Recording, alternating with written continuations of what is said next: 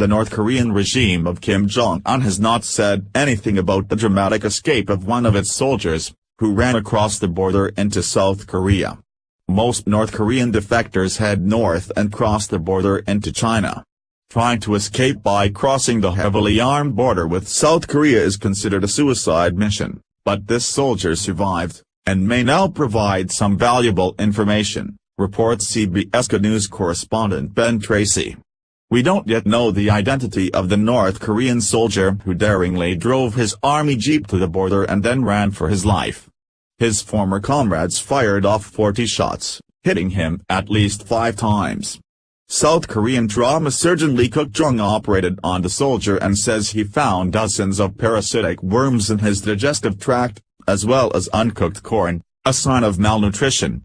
The soldier is 24 years old, but at just 5 feet 5 inches and weighing 132 pounds, he is significantly smaller than an average 18-year-old in South Korea.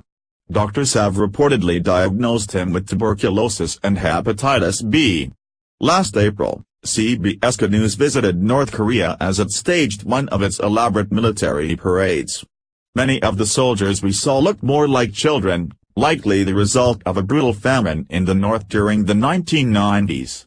South Korean intelligence officials will now want to question the defector about his escape, hoping he may provide a glimpse into Kim Jong-un's reclusive regime and information about whether recent United Nations sanctions are taking a toll. He would be questioned to see how legitimately he might be a real defector, or is this actually not the case, said Suki Kim, who worked undercover as a teacher in North Korea for 6 months and has written extensively about defectors. She thinks this kind of escape is so rare and over the top, it could have been a setup by North Korea. She believes the North might have orchestrated it to try and create an incident with South Korea, using the soldier as a pawn.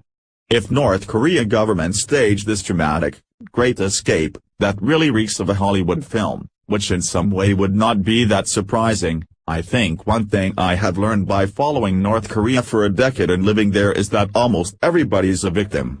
They are just serving the great leader.